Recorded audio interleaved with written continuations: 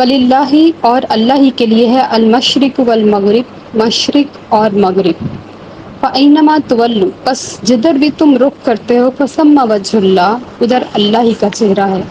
ان اللہ واسع علیم بے شک اللہ تعالیٰ وسعت والا سب کچھ جاننے والا ہے۔ یہ آیتیں ذکر ہے، جب ذکر کیا جاتا ہے تو اس سے پہلے یہ آیت پڑھی جاتی ہے فَأَيْنَمَا تُوَلُّوا فَثَمَّ وَجْهُ اللَّهِ تم جدھر بھی رخ کرتے ہو ادھر اللہ کا چہرہ ہے۔ اللہ کے لیے ہے مشرق اور مغرب، یعنی کہ ہماری سمتوں کا تعین اللہ پاک نے بیان فرمایا ہے اس آیت میں کہ کسی کے لیے مشرق کا رخ بنتا ہے خانہ کعبہ، کسی کے لیے مغرب کا رخ بنتا ہے، کسی کے لیے شمال کا رخ بنتا ہے، کسی کے لیے جنوب کا رخ بنتا ہے، لیکن ہر شخص چاروں ہی طرف نماز پڑھتا ہے۔ پوری دنیا میں نماز پڑھی جاتی ہے اور ہر طرف منہ کر کے نماز پڑھی جاتی ہے۔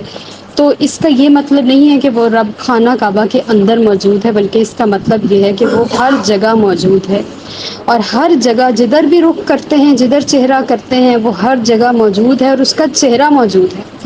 ایک بار سیدنا علی المرتضیٰ رضی اللہ تعالیٰ عنہ سے کسی نے سوال کیا، یا امیر المومنین اگر اللہ ہے تو اس کا چہرہ کس طرف ہے؟ تو آپ نے فرمایا کہ ایک دیا جلاؤ۔ تو اس نے دیا جلایا تو آپ نے پوچھا کہ بتاؤ اس دیے کا رخ کس طرف ہے؟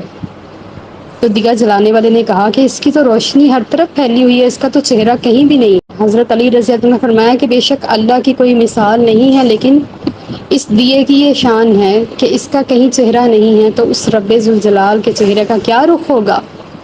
اس کا چہرہ بھی ہر طرف ہے، وہ اپنی ساری مخلوق سے ایک طرح باخبر ہے، سب کے سینوں کے دلوں کے رازوں کو وہ بہترین جانتا ہے، اور مشرق اور مغرب کا وہی مالک ہے۔ اگر ہم دیکھیں تو دنیا کا سینٹر خانہ کعبہ ہے، لیکن رب اس کے اندر نہیں رہتا، رب ہر مومن کے دل میں رہتا ہے۔ کلام بھی ہے نا، مسجد ڈھا دے مندر ڈھا دے جو کچھ ڈیندا، پر کسے دا دل نہ ڈھائی رب دلاں وچ رہندا۔ بابا بلے شاہ کا کلام ہے یا میاں محمد بخش کا شاید، لیکن ان دونوں میں سے ایک کا کلام ہے کہ رب دلوں میں رہتا ہے، اور ٹوٹے دل میں تو ویسے بھی اس کا گھر ہے، ٹوٹے دل میں خود رہتا ہے۔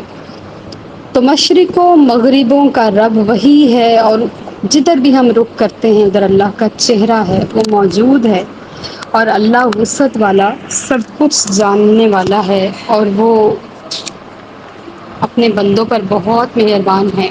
اور ان آیات سے ہمیں ذکر کی جو دلیل ہے وہ ملتی ہے کہ بعض لوگ ذکر کے بارے میں عجیب و غریب قسم کے عقائد رکھتے ہیں، اور وہ سمجھتے ہیں کہ یہ کسی کتاب میں نہیں لکھا۔ جو ہم ذکر خدا، ذکر الہی کرتے ہیں، اللہ جیسے لا الہ الا اللہ، اللہ، صرف اس کے پاک نام کا ذکر کیا جاتا ہے، تو اس آیت سے ہمیں ذکر کی دلیل ملتی ہے۔ فَأَيْنَمَا تُوَلُّوا فَثَمَّ وَجْهُ اللَّهِ جدھر بھی تم رخ کرتے ہو ادھر اللہ کا چہرہ ہے۔ کون ظالم ہے جو اللہ کے ذکر سے روکے؟ تو ان آیات سے ہمیں ذکر اللہ کی، یعنی کہ جو ذکر ہے جس سے دل کھلتے ہیں، دلوں کے میل اترتے ہیں، دلوں کے زنگ اترتے ہیں، جس کے بارے میں کریم آقا صلی اللہ علیہ وسلم نے فرمایا کہ تم جنت کے حلقوں میں چلو تو خوب چلو۔ کسی نے پوچھا یا رسول اللہ جنت کے حلقے، جنت کی کیاریاں کیا ہیں؟ تو حضور نے فرمایا اللہ کا ذکر۔ اللہ کا ذکر جب کرو تو خوب ذکر کرو۔ لا الہ الا اللہ کہنے سے دلوں کا میل اترتا ہے، دلوں کا زنگ اترتا ہے۔ ہمارے پیر و مرشد بھی ہمیں آرڈر دیتے ہیں کہ ہر نماز کے بعد 166 بار لا الہ الا اللہ کہا جائے، تو آخر میں محمد رسول اللہ کہا جائے۔ تو اس کی حکمت کیا ہے کہ اس کے بارے میں نبی کریم صلی اللہ علیہ وسلم کی جو حدیث مبارکہ ہے وہ یہ ہے کہ افضل الذکر ہے لا الہ الا اللہ، یعنی کہ جتنے بھی اذکار ہیں دنیا میں، ان سارے اذکار میں سے سب سے افضل کلمہ ہے لا الہ الا اللہ۔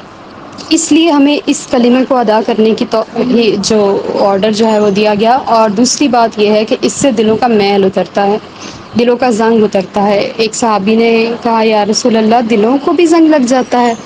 تو حضور نے فرمایا لوہے کو زنگ لگتا ہے نا، تو اس کو بھی صاف کیا جاتا ہے، اس طرح دلوں کو بھی زنگ لگ جاتا ہے، اس لیے دلوں کو بھی صاف کرنا چاہیے۔ تو کہنے لگے یا رسول اللہ دل کیسے صاف ہوں گے؟ تو آپ نے فرمایا لا الہ قولوا لا الہ الا اللہ، کہ کہا کرو لا الہ الا اللہ، اس سے دلوں کا میل اترتا ہے، دلوں کا زنگ اترتا ہے۔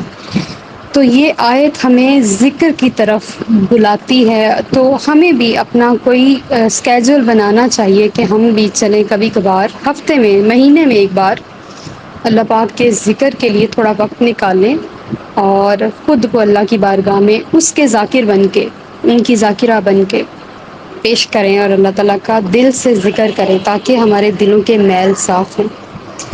اللہ تعالیٰ ہم سب کو بہترین طریقے سے ذکر کرنے کی توفیق عطا فرمائے۔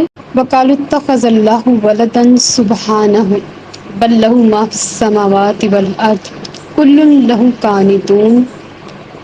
وقالو، اور یہ کہتے ہیں، اتخذ اللہ ولدن، اللہ تعالیٰ نے بیٹا بنا لیا ہے، نعوذ باللہ من ذالک، سبحانہ، وہ پاک ہے بیٹا بنائے جانے سے۔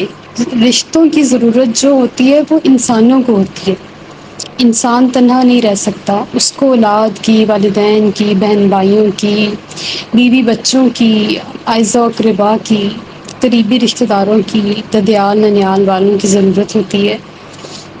یہ اس کی نیچرل فنومینا ہے، اللہ پاک نے اس کی سرشت میں رکھ کے اسے دنیا میں بھیجا ہے۔ لیکن اللہ خود واحد ہے، ازل سے ہے، ابد تک رہے گا، اور اسے کسی رشتے کی یا کسی بھی قسم کی سپورٹ کی ضرورت نہیں ہے۔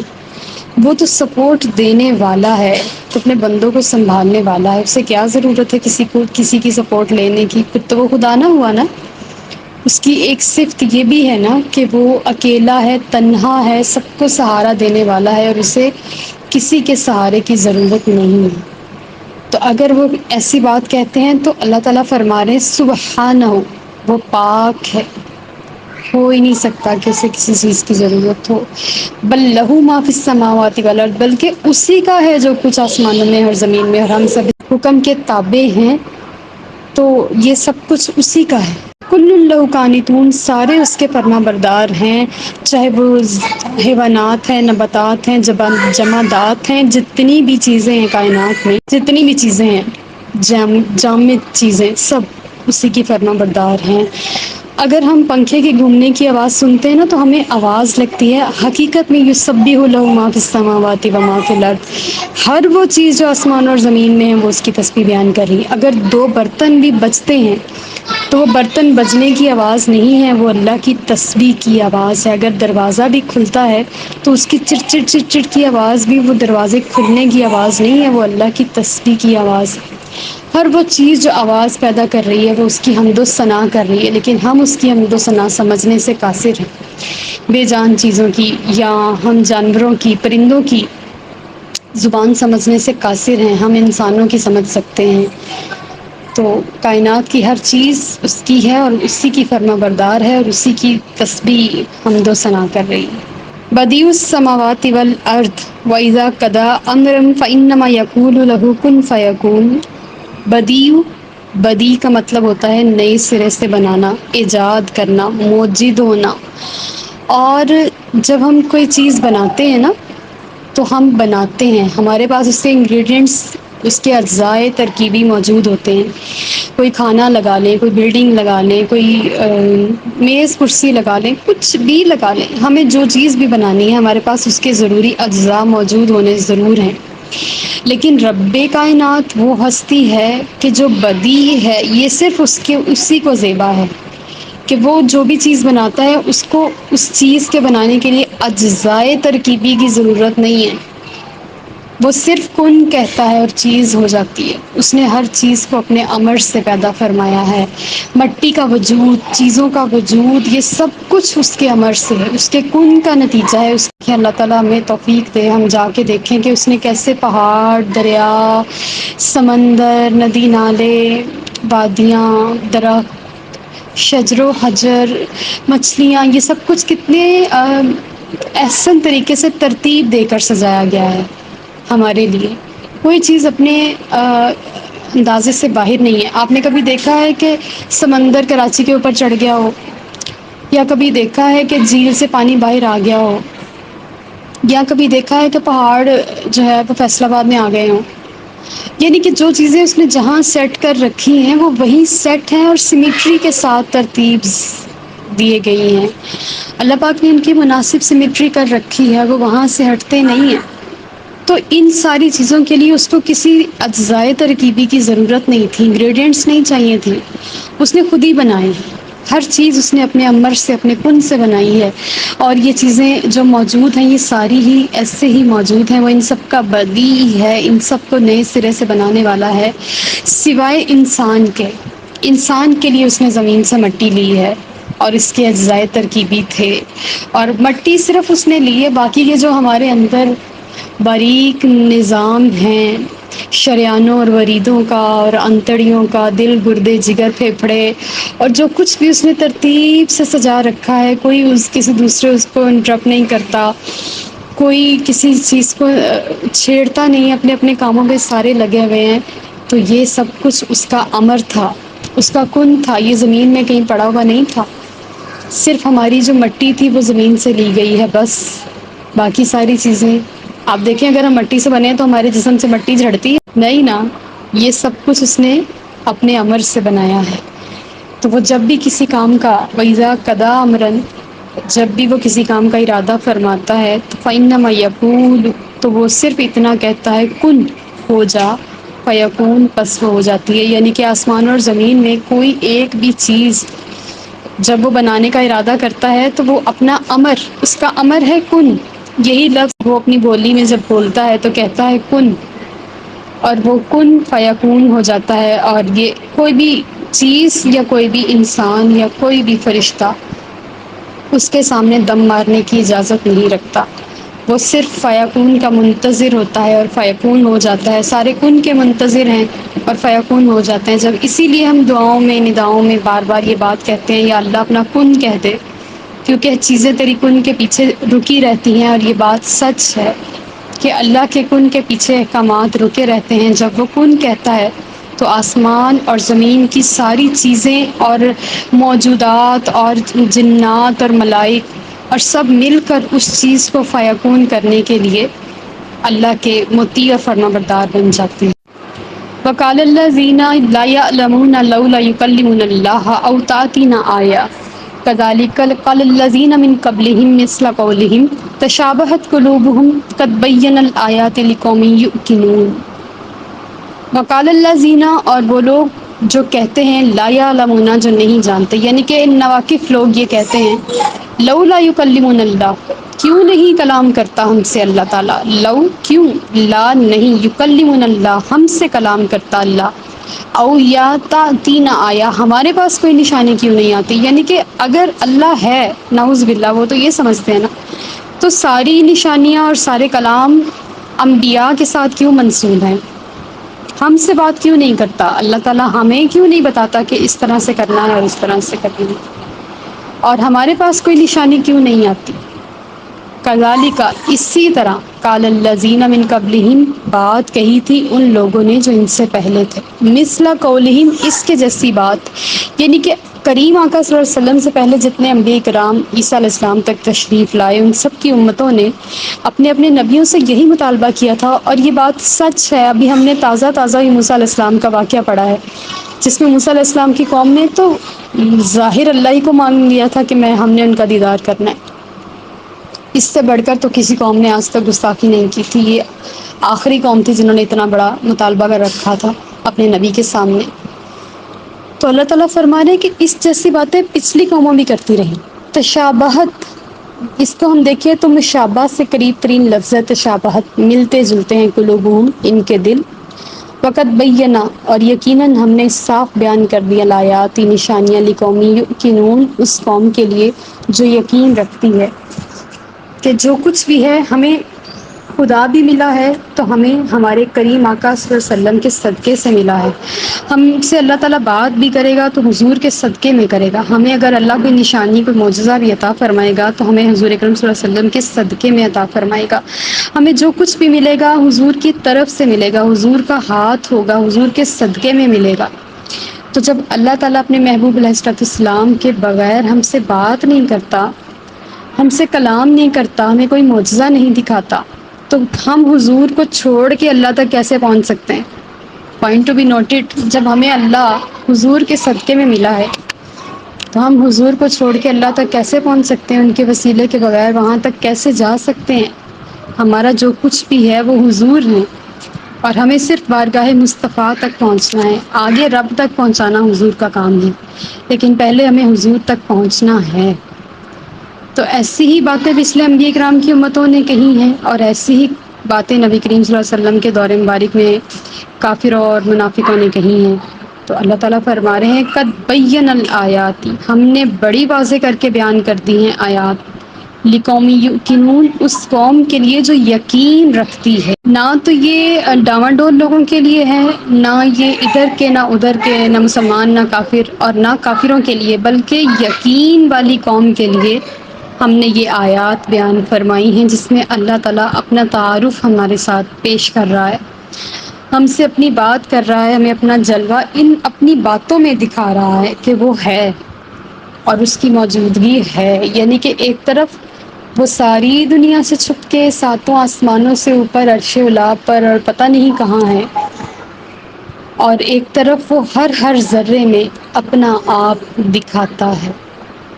اللہ پاک ہمیں اپنی صحیح معرفت کی توفیق عطا فرمائے۔ اعوذ باللہ من الشیطان الرجیم، بسم اللہ الرحمن الرحیم۔ انا ارسلناک بالحق بشیرا ونذیرا ولا تسأل عن اصحاب الجحیم۔ انا، بے شک، ارسلنا ہم نے بھیجا، کا آپ کو، بالحق کی حق کے ساتھ، بشیرن خوشخبری سنانے والا، و نذیرن اور ڈرانے والا، ولا تسألوا اور آپ سے پوچھا نہیں جائے گا، ان اصحاب الجحیم دوزخیوں کے بارے میں۔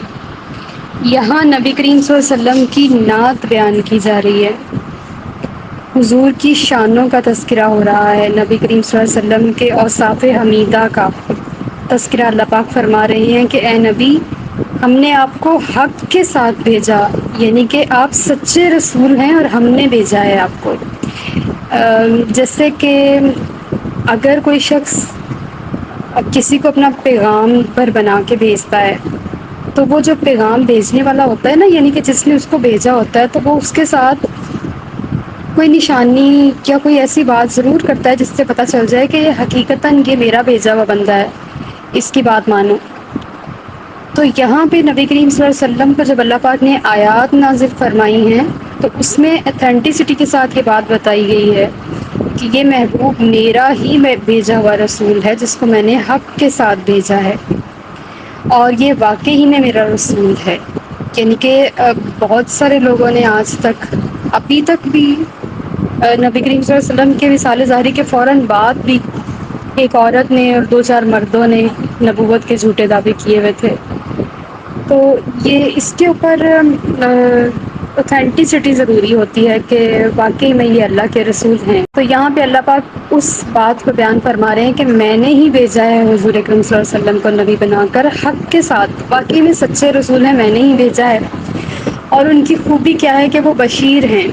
بشیر مطلب جنت کی خوشخبریاں دینے والے، اللہ کے دیدار کی خوشخبریاں دینے والے، اور جنت کے سارے احوال کا تذکرہ، اور میدان محشر میں اللہ کریم کی رحمتوں کا تذکرہ۔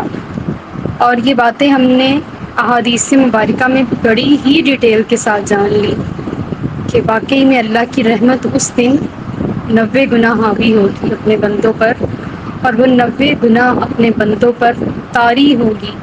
اور کتب ربکم علی نفسہ الرحمہ، یہ اسی بات کی طرف گواہی دیتا ہے کہ اس روز اللہ پاک نے اپنے اوپر رحمت کو لازم کر لیا ہونا ہے۔ تو اس رحمت کی خوشخبری دینے والے کریم آقا صلی اللہ علیہ وسلم تشریف لائے، اور ہمیں اللہ کی دوزخ کا جو اتنا ڈیٹیل سے تذکرہ آخری پاروں میں ہے، 28ویں 29ویں اور 30ویں پارے میں، اتنی زیادہ کہ جب ہم وہ پڑھا کرتے تھے تو ہمیں رات کو نیند نہیں آتی تھی، اتنی تکلیف ہوتی تھی، اتنا دکھ ہوتا تھا، یا اللہ تیرا عذاب ایسا ہے، اتنا شدید ہے، تو ہمیں ڈال دے گا اس میں۔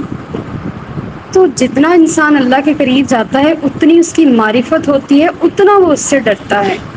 تبھی تو اولیاء کاملین دنیا میں اللہ سے زیادہ ڈرتے ہیں، کیونکہ وہ اللہ کو زیادہ جانتے ہیں۔ تو حضور اکرم صلی اللہ علیہ وسلم کی یہی صفت ہے کہ آپ نذیر ہیں، آپ اللہ کے عذاب سے ڈرانے والے ہیں، آپ کو جنت جہنم کے احوال معراج کی رات دکھائے گئے، آپ کو جنت کے احوال بھی دکھائے گئے، اور چشمان مبارک سے دیکھ کر بھی جانتے ہیں اور اللہ کے بتانے سے بھی جانتے ہیں۔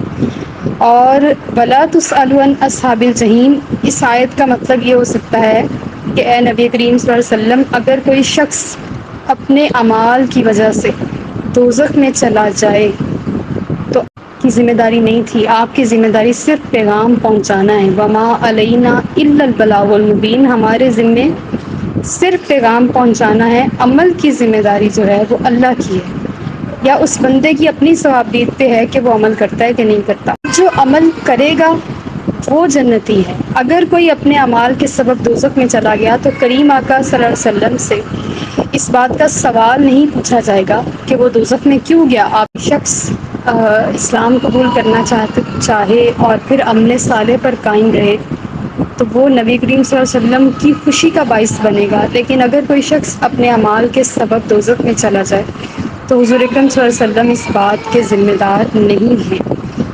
لیکن ایک نقطہ یہاں پہ میں ضرور بیان کرنا چاہوں گی کہ وہ نعت کا شعر ہے نا کہ حال دل کس کو سنائیں آپ کے ہوتے ہوئے، کہہ رہا ہے انت فیہم آپ کا رب آپ سے، کیوں انہیں میں دوں سزائیں آپ کے ہوتے ہوئے۔ جب حضور موجود ہیں تو پھر کیوں سزائیں انہیں؟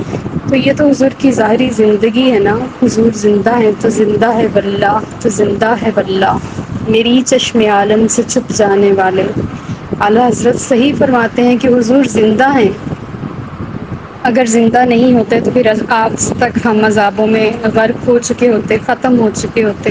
آپ کی زندگی کا سب سے بڑا ثبوت ہی یہی ہے کہ ہم زندہ ہیں اور ہم پر عذاب نہیں آئے اس طرح کے جو ہماری جڑوں کو ختم کر دے۔ ایون کہ یہ کرونا بھی اس طرح کا نہیں تھا کہ جس نے ہماری جڑیں ہی ختم کر دی ہوں، جیسی سابقہ قوموں کی جڑیں ہی اللہ پاک نے ختم کر دی تھی کہ ان کی قوم کا ایک بھی شخص بستا ہوا نہیں چھوڑا تھا۔